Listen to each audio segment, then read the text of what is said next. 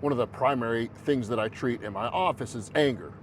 Now, I come by it naturally. It does say the angry Viking therapist. So I'll attract a lot of, especially type A people dealing with a lot of anger. And the funny thing about dealing with anger is that people that are angry don't typically come to therapy for therapy. They come to therapy for supervision. What kind of supervision?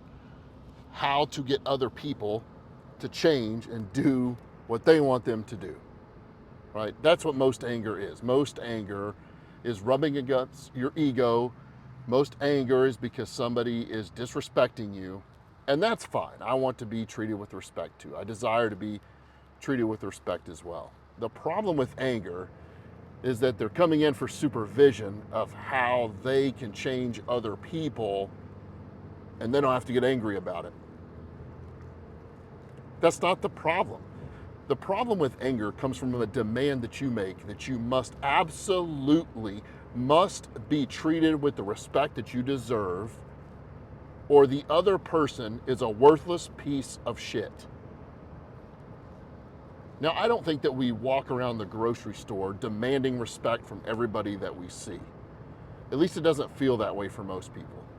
You must respect me, you must respect me, you must respect me. But when's the last time that you lost your cool? That you got angry to the point where it caused problems? I guarantee you it was about disrespect. Now, you may call that they did something to me, or they must believe what I believe, or they can't do that. But the reality is that you're demanding to be treated with the respect that you deserve, or they're a horrible person. How many times have you turned somebody that you love, maybe even somebody that you would take a bullet for, somebody that you love and would never let somebody else talk badly about them, and you've talked badly about them? Maybe in your head, maybe if only for a second. How did you do that? How did you say, and why did you say the things that you would punch somebody in the jaw for saying about that other person?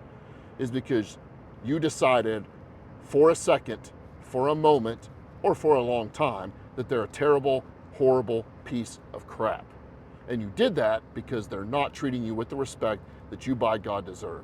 Now, I know some listeners, some people in my office will sometimes have trouble with this.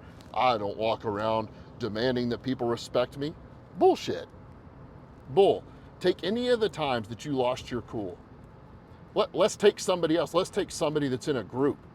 All these protests that have become, protests have been popular for a long time, but they seem to be a lot more in the news, a bit more violent, seems a bit more prevalent these days.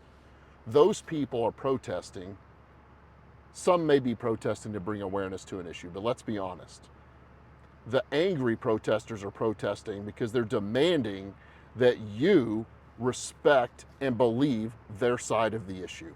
I'm not going to get political on this channel, but just today, although this will air later, just today I was watching a live feed from a buddy of mine up in New York City, and he was watching a protest that had to do with Israel, Palestinian, Iran, Hamas issue. And man, there were some angry people.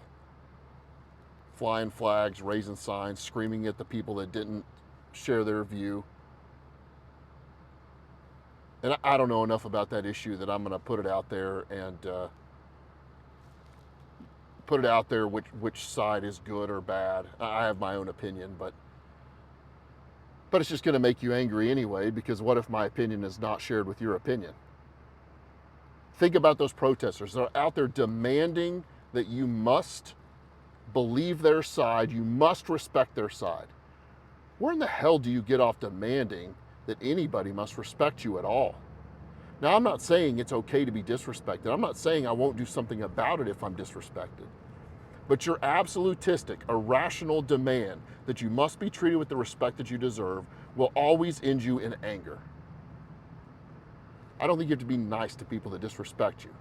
But I can make a much better value judgment, a much better personal judgment, a much better judgment of what to do about the situation technically or tactically if I'm doing that from a place of frustration.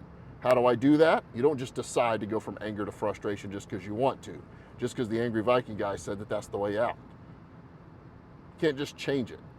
You're going to have to change your absolutistic, irrational, ridiculous, by the way, demand that you must be treated with the respect that you deserve or everybody else is a piece of crap. You can desire respect all you want. You can want respect all you want. You can wish for respect all you want. And if you don't get it, maybe there's some action you need to take. But you're spending all your time angry, hours after an incident, hours after somebody pulled out in front of you, hours after you saw a protest, hours after you saw something on TV, so angrily enraged, you're still squeezing the steering wheel so hard it's like the airbag's gonna pop out. How do I know? How do you think I got that nickname? I try to be Dr. Trevor now, not the angry Trevor. I speak from experience, and this doesn't mean that I have it all figured out. I'm not gonna let people disrespect me. I'm gonna do something about that. I don't want any of the people listening to this or that become my clients to just take it. But it is your irrational, absolutistic, dogmatic, and ridiculous demand that you must be treated with the respect that you deserve, or the other person is a piece of crap that will continuously get you to the angry side where you no longer make good decisions. Now, I'm not of the psychological standpoint that anger never works. Folks, I spent 20 years in public safety, some of it fighting people in ditches when my backup was 45 minutes away. You don't think that anger didn't help me at some point? Of course it did. Is that righteous indignation? Was it anger? Was it just getting the job done? I don't know. But I also know that I had to turn that off, which I wasn't very good at after it happened. How many times we've watched body cams of officers who have had to do something, which is their job, but continue to stay angry about it afterwards and treat the person terrible. I'm not admonishing anybody. I've certainly disrespected people after that. Nothing illegal, nothing immoral, nothing unethical, but I've certainly been in that place, still angry hours later. Why? Because they fought me? No. Because their fight was an absolutistic disrespect, and I must be respected as a human. You must treat me with respect and not fight. You must treat me with respect and do what's right. And some people just don't, folks. Change that to a desire, a wish, a want, a hope. I want to be treated with respect, and if I don't get the respect, I'm going to be upset and I'm going to do something about it. But your over-the-top anger, which leaves your family walking around on eggshells and nobody wanting to work with you, it's not going to work. It's not going to work. You better change your filter.